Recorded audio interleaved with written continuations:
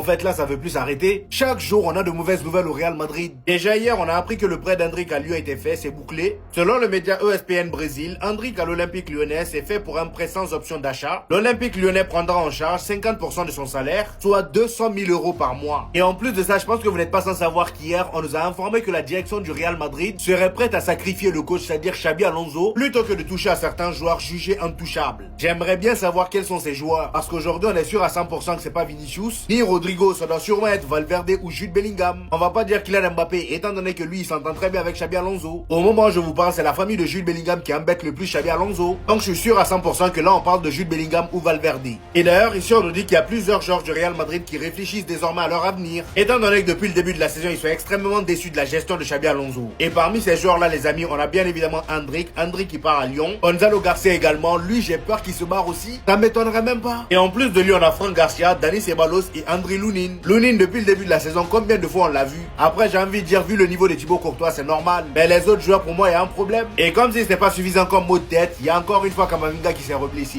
Voilà. Lui aussi, je l'aime bien, mais ça fait maintenant 2 ou 3 saisons que le gars, il enchaîne des blessures. Il n'arrive même pas à enchaîner 10 matchs. Et pourtant là, il commence très bien la saison. Depuis son retour de blessure, le gars, il est très bon. Il a même intégré l'équipe titulaire. Mais il fallait qu'il se reblesse avec l'équipe de France. Comme il a dit ici, Eduardo Camavinga a des douleurs aux ischio-jambiers. Et sa présence pour le match d'aujourd'hui est en doute. Pour l'instant, on connaît pas la gravité de sa blessure. Et ça reste quand même un très mauvais signe.